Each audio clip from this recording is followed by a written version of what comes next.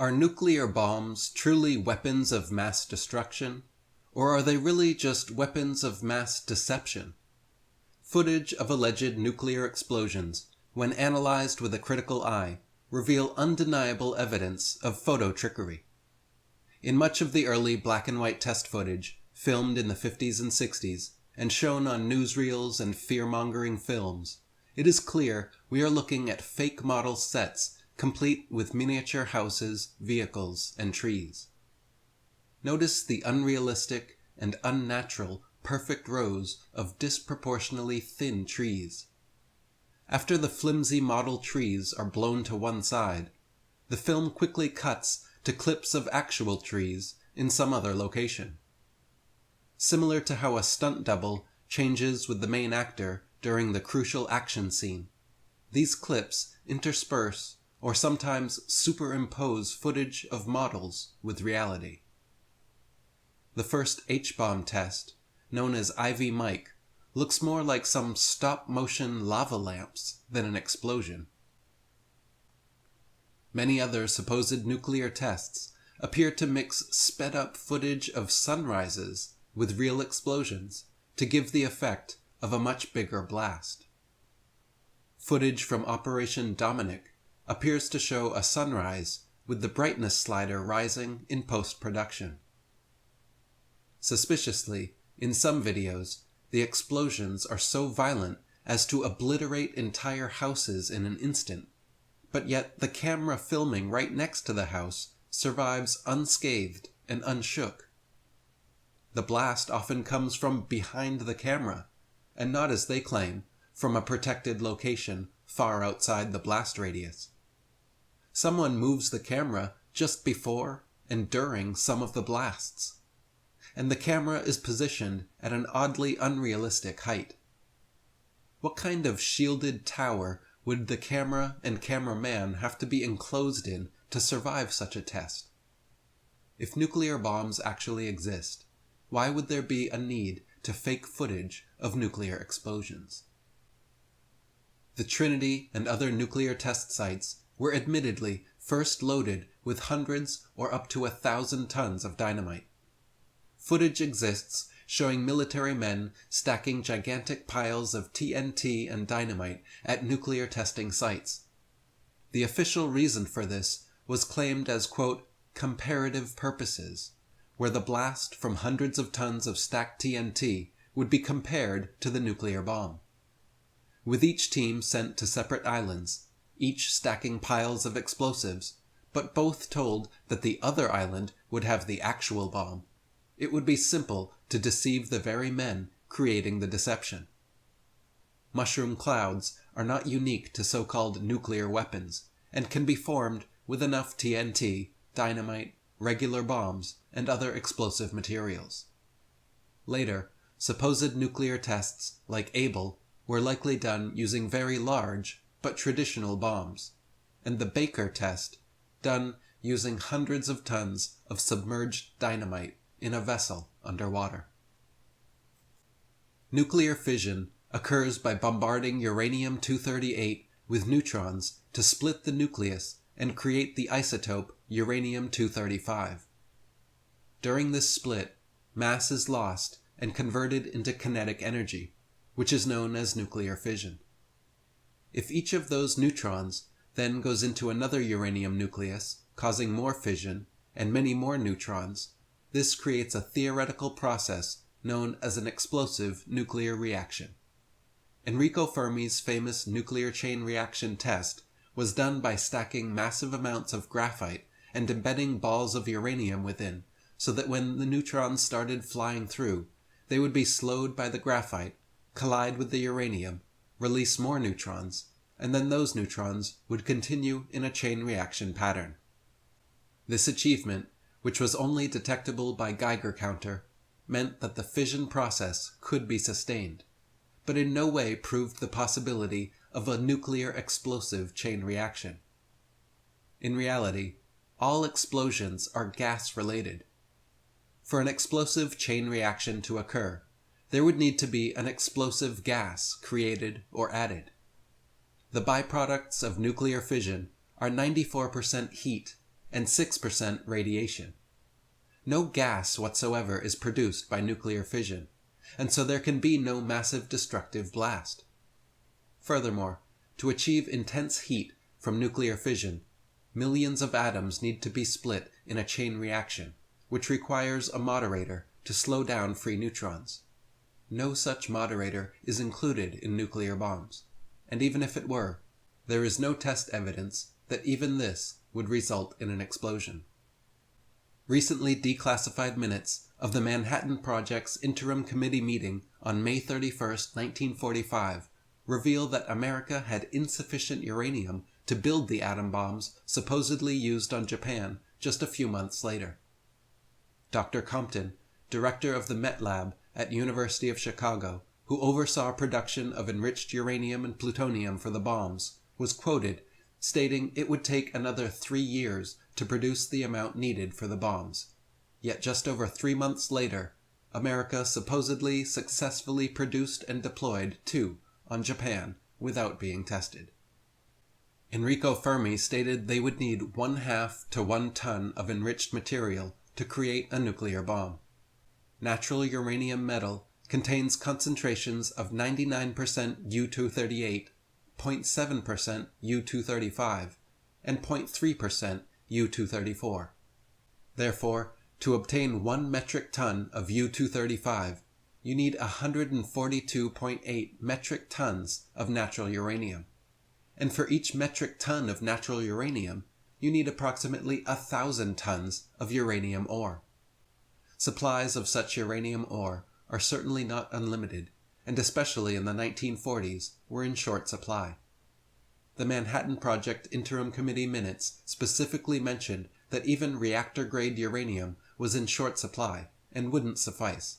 Yet just 3 months later, the bombs were somehow ready and dropped. The footage we were shown of the supposed nuclear blasts at Hiroshima and Nagasaki show what appear to be 2 superimposed smoke plumes atop one another, in an attempt to make the mushroom cloud look larger. Rather than making the blast look bigger, however, it looks more like some secondary blast began mid-air. The footage of the Hiroshima and Nagasaki explosions look very different from the many other test examples shown previously, each of which also looked very different from one another. In reality, Hiroshima and Nagasaki were firebombed, just like Tokyo and many other Japanese cities. When footage of the aftermath is analyzed, it is clear that the destruction is consistent with traditional carpet bombing and not from a single nuclear explosion. If the damage shown in footage from the aftermath of Hiroshima and Nagasaki was actually from these nuclear bombs, there would be a single central circular blast radius showing the most destruction at the center point, with gradually less expanding outwards. The debris and direction of destruction should all face outwards from this central location, and there should be an obvious blast crater at the site of impact. In World War II propaganda films, you can see footage of scientists pointing to the exact spot where the nuclear bomb supposedly landed on Hiroshima. Yet the area looks no different than any other, and has no discernible blast crater. The damage immediately around the point of impact is no worse or more pronounced than anywhere else. The destruction found throughout the 2 cities is in fact consistent with traditional firebombing, with all smaller wooden buildings decimated and only a few larger stone and reinforced concrete structures still standing. The propaganda films claim to show buildings with windows blown in one side and out the other, or Hiroshima Bridge having the paint burnt off only one side. But these examples are clearly cherry-picked to give the illusion of a single blast, when the overall destruction is similar to every other firebombed Japanese city. There is also no evidence of long-term radiation damage anywhere in Hiroshima or Nagasaki. According to the experts, there was to be radiation and nuclear fallout for thousands of years, affecting people, plants, animals, and every living thing in the vicinity, causing generational deformities and a veritable death zone. In reality, however, flowers, grass, and other plants started growing back within a month, and radiation levels have dropped in both cities, recovering to normality within years. Hiroshima and Nagasaki are now bustling modern cities, 80 years later, with no remnant of nuclear destruction. The people there are not all born with deformities or chronic ailments, and there is no dangerous radiation or fallout to beware. Radiation exists and remains present in an area after any and every explosion, not just supposed nuclear ones. So if you drop a bunch of bombs or blast a ton of dynamite and bring a Geiger counter, you will certainly register radiation, but it will not linger for centuries or millennia like nuclear radiation is claimed to do. As for the explosions which occurred at nuclear power plants like Chernobyl and Fukushima, these were gas explosions caused by the buildup of hydrogen, and not nuclear explosions. In fact, it is impossible for a nuclear explosion to occur at a nuclear power plant. Only gas explosions. Today, in Fukushima, you get more radiation from the backscatter scanners at the airport security gates than you do from their so-called nuclear disaster. The way nuclear power works is essentially just using hot radioactive material to boil water and generate steam, which drives turbines and creates electricity. One of the leading nuclear physicists in America, Galen Winsor, who was responsible for helping set up most of America's nuclear power plants, was a vocal whistleblower on this subject. He said nuclear power is really just the cleanest and most economical way to boil water, and that all nuclear power plants are essentially and practically just steam power plants. In his lecture tours he gave all across the country, Galen Winsor would talk about how he and other early nuclear physicists would regularly hold uranium, plutonium, and radioactive waste with their bare hands without any ill effects. He quipped about taking swims in the nuclear waste pools to prove they weren't hazardous, and when his colleagues refused to believe him, he began drinking a glass of water from the pools in front of them every day. In footage from his lectures, you can watch Galen open a tiny canister of radioactive material, supposedly dangerous enough to cause an EPA disaster area 1 mile in radius, contaminating everyone in the building. He holds it in his bare hands, runs a Geiger counter over it, which registers off the scale, licks all the radioactive material onto his tongue, tests it with the Geiger counter again, and swallows it. Galen Winsor did this demonstration for years, with no ill effects, and lived into his 80s. After trying to blow the whistle with his lecture tours, the government confiscated his nuclear material, sent the SWAT team to his house, and began harassing him legally.